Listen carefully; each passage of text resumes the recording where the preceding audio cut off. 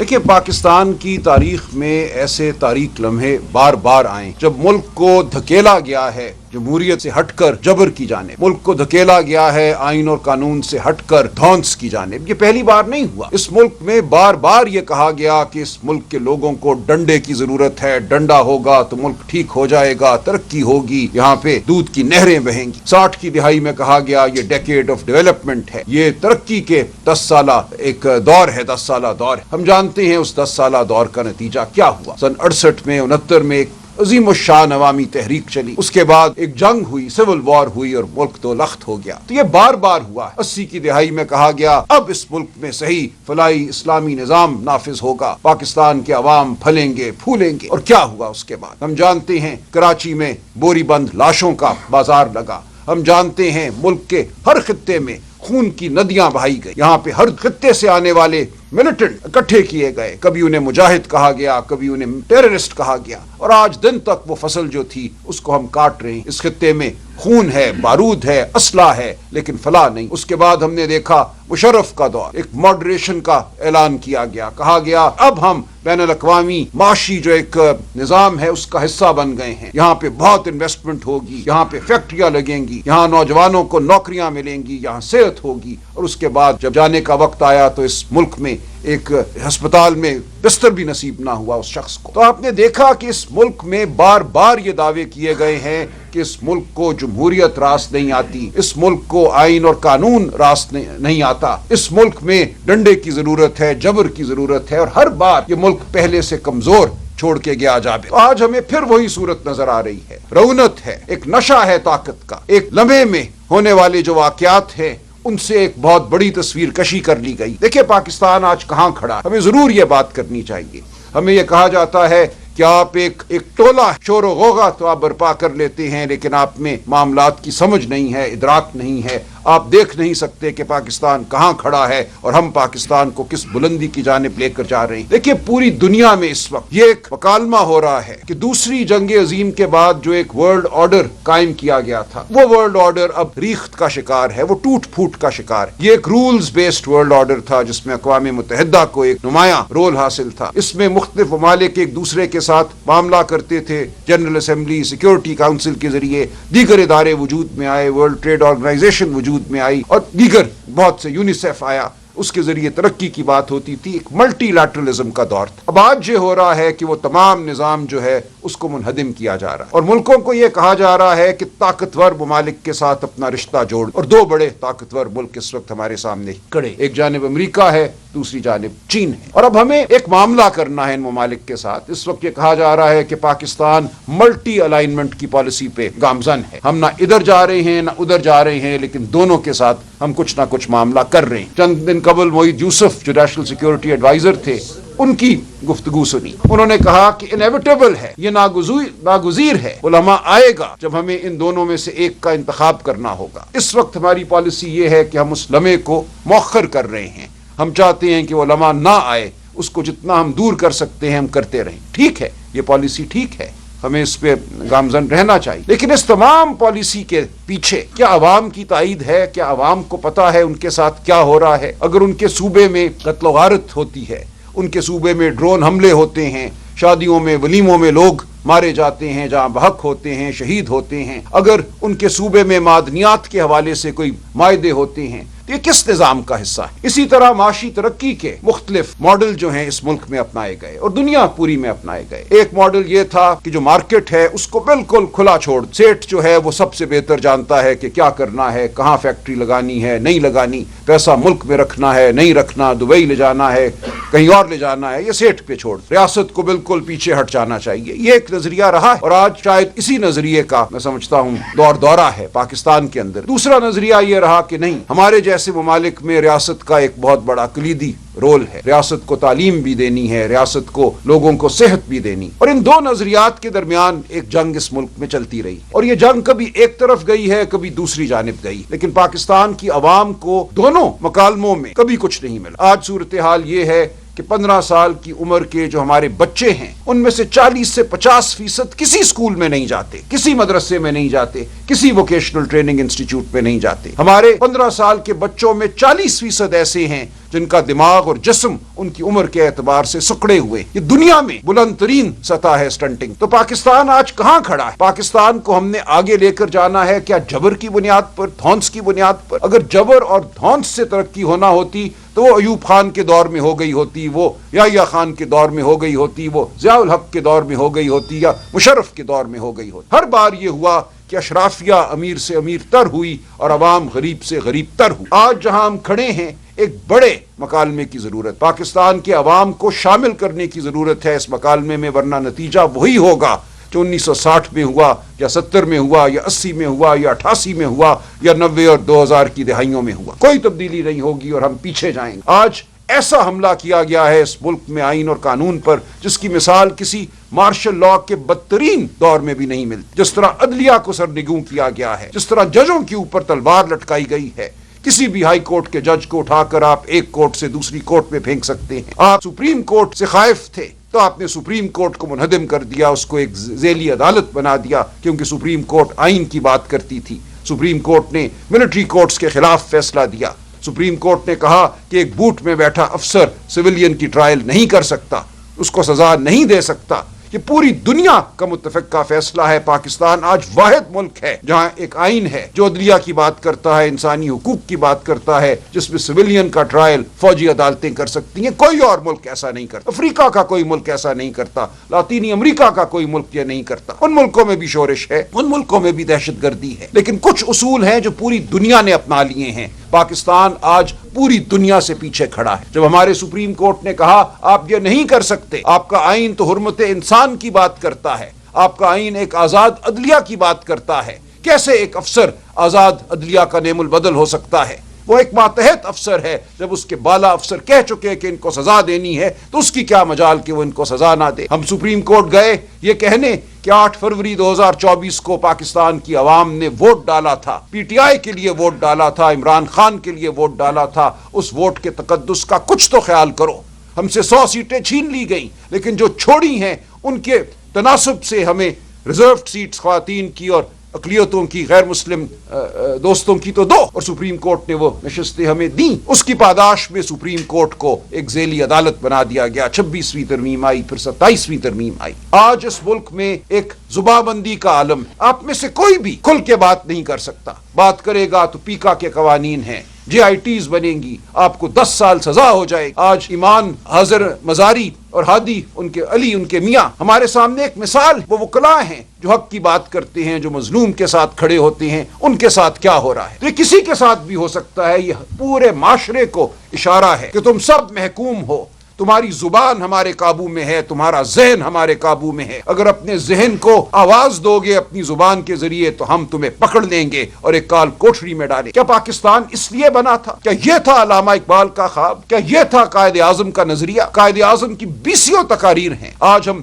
جناح house کی تعظیم کے لیے کھڑے ہوتے ہیں، کیا اس جناح کی کسی تقریر کو ہم نے یاد رکھا؟ بارہا قائد اعظم نے یہ کہا جب وہ ہمارے عسکری اداروں کا دورہ کرتے تھے کہ آپ اپنے حلف کے تحت پابند ہیں، کیا آپ سیاست میں حصہ نہیں لیں گے، آپ جمہوریت کی آواز کو سنیں گے، آپ جمہوریت کے تابع رہیں گے۔ بار بار قائد اعظم نے یہ کہا اپنی مختصر زندگی میں جو قیام پاکستان کے بعد ان کو نصیب ہوئی۔ ان کو یہی فکر تھی کہ یہ مملکت جو میں نے بنانے میں ایک کردار ادا کیا ہے، اس میں کہیں یہ نہ ہو کہ ظلم کا دور دورہ ہو جائے، جبر کا دور دورہ ہو جائے۔ تو آج ہم وہیں کھڑے ہیں جہاں قائد اعظم ہمیں کھڑا نہیں کرنا چاہتے۔ ہمیں یہ کہا جا رہا ہے کہ اس ملک کا جو مقبول ترین لیڈر ہے وہ نیشنل سیکیورٹی تھریٹ ہے۔ یہ بھی ایک مذاقہ خیز بات ہے، اور یہ پہلی بار نہیں ہوئی۔ میں اصغر خان صاحب کا وکیل تھا جنہوں نے مقدمہ لڑا کہ 1990 کے الیکشن میں اس وقت کے ڈی جی آئی ایس آئی اور اس وقت کے آرمی چیف نے مداخلت کی۔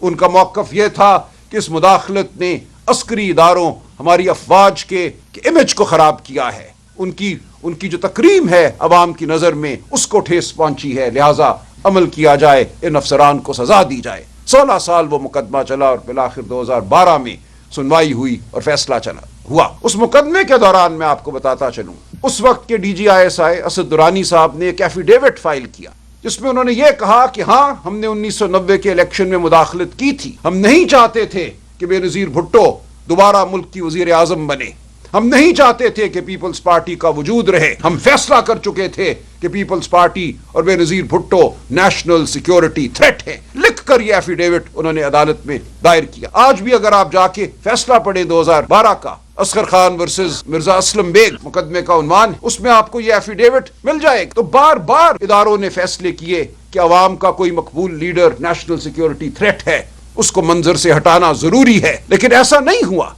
آپ عوام کے دلوں سے ان کے کیے گئے فیصلوں کو نہیں ہٹا سکتے۔ پاکستان کی عوام باشعور ہے، ہمیشہ باشعور رہی ہے۔ پاکستان کی عوام اگر آج عمران خان کے پیچھے کھڑی ہے، عمران خان سے امید لگا کے کھڑی ہے، تو اس کی وجہ ہے یہ دیوانے نہیں ہیں۔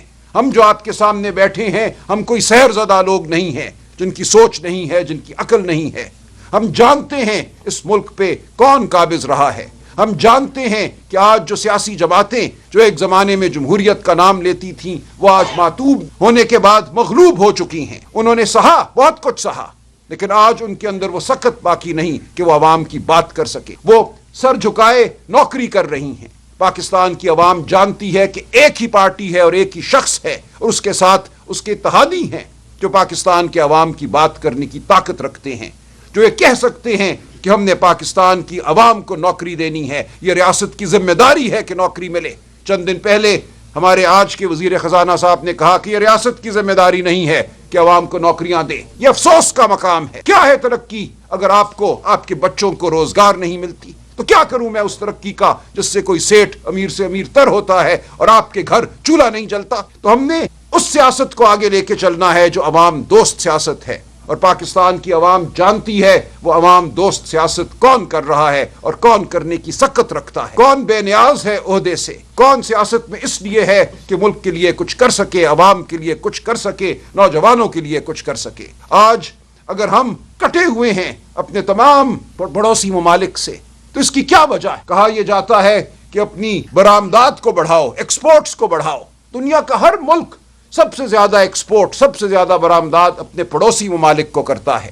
آج افغانستان سے ہمارا بارڈر بند ہے، ایران کے ساتھ معاملات ہم ٹھیک کرنے کی کوشش کر رہے ہیں، خدا را وہ ٹھیک ہو جائے، خدا کرے کہ ایسا ہو۔ بھارت کے ساتھ جو معاملات ہیں وہ ہیں، لیکن ایک پورا مجموعی طور پہ جب ہم ایک تناظر دیکھتے ہیں اس خطے کا، تو ہمیں نظر آتا ہے کہ جو جبر کے ادوار میں فیصلے کیے گئے، ان کا خمیازہ ہم آج بھی بھگت رہے ہیں۔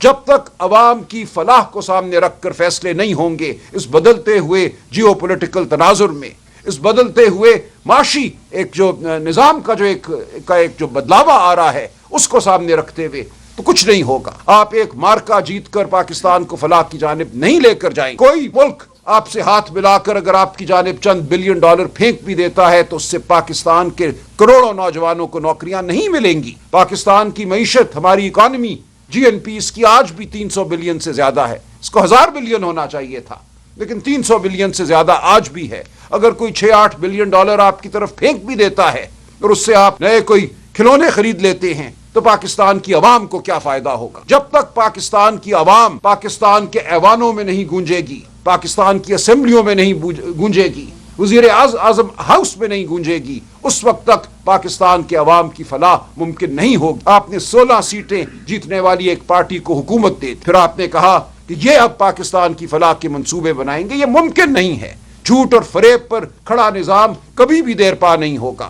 پاکستان کی عوام کبھی بھی اس نظام کو قبولیت نہیں بخشیں گے، اور آخری قبولیت وہی ہے اللہ تعالیٰ کی قبولیت کے بعد جو عوام کی طرف سے آئے، کسی اور کی قبولیت کا کوئی مطلب نہیں ہے۔ تو ہم آپ کے سامنے بیٹھے ہیں، کل کی پریس کانفرنس کا کوئی جواب دینے نہیں، وہ ایک افسوسناک گفتگو تھی، اس طرح بھی نوعیت کی گفتگو تھی، اس میں نہ کوئی ایسا پرمغز کوئی بیانیہ تھا جس کا جواب دیا جائے، وہ ایک دشنام درازی تھی، الزامات تھے، ہم اس کا جواب نہیں دیں گے۔ ہم آپ کو صرف یہی کہیں گے کہ پاکستان کی عوام کو مت دھتکارو۔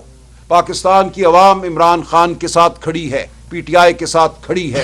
Imran Khan national security threat نہیں ہے۔ عمران خان نے اس ملک کو جوڑ کے رکھا ہوا ہے۔ اس ملک کے کروڑوں نوجوان عمران خان کی وجہ سے جڑے ہوئے ہیں اس بیانیے کے ساتھ جو پاکستان کی ریڑھ کی ہڈی ہے، ورنہ بہت سے بیانیے ہیں، نسل پرستی کا بیانیہ ہے، کوئی فرقے کا بیانیہ ہے، ان تمام بیانیوں کو رد کر کے عمران خان پاکستان کے بیانیے کے ساتھ کھڑا ہے اور کروڑوں پی ٹی آئی کے سپورٹر ووٹر اس بیانیے کے ساتھ کھڑے ہیں۔ خدا را یہ مت کرو، عمران خان کو مائنس آپ نہیں کر سکو گے، لیکن خدا نہ خواستہ اگر آپ ایسا کرتے ہو تو اس ملک کے شیرازے کو اکٹھا رکھنا بہت مشکل ہوگا۔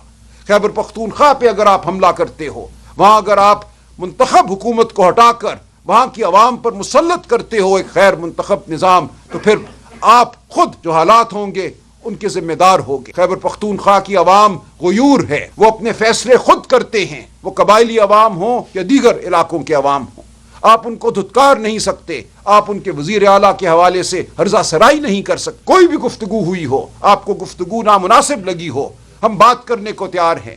بیانیے کی جنگ میں خدا کے لیے پاکستان کے مستقبل کو داؤ پر مت لگاؤ، خیبر پختونخوا صوبے کو داؤ پر مت لگاؤ۔ یہ ایک انتہائی حساس علاقہ ہے۔ اس وقت جو حالات ہیں، جو دہشت گردی کی صورتحال ہے، اس میں عوام کو ساتھ لے کر چلو۔ پی ٹی آئی اس وقت سب سے بڑی طاقت ہے ملک کی، جو ملک کو فلاح کی جانب لے جا سکتی ہے۔ ملک کے عسکری اداروں کی سب سے بڑی طاقت میں کہوں گا پی ٹی آئی ہے۔ کوئی فوج جنگ نہیں جیتتی جب تک اس کے ساتھ اس ملک کے عوام نہ ہوں۔ اس ملک کے عوام کی آواز پی ٹی آئی ہے، عمران خان ہے۔ ہمارے بغیر کوئی جنگ نہیں جیتی جا سکتی، پاکستان کے عوام کے بغیر کوئی جنگ نہیں جیتی جا سکتی۔ جنگ ایک دن کا، 2 دن کا، 3 دن کا مارکا نہیں ہے، یہ ایک بہت بڑی جد و جہد۔ اس بڑی جد و جہد میں اداروں کو اور عوام کو ساتھ چلنا ہے۔ اب بھی موقع ہے کہ اس ملک میں انتشار پیدا نہ ہو۔ ہمیں روز سوشل میڈیا کہتا ہے بزدل کے عادت لایا عمل دو، یلغار کا اعلان کرو، کیوں نہیں کرتے؟ کیوں بیٹھے ہو؟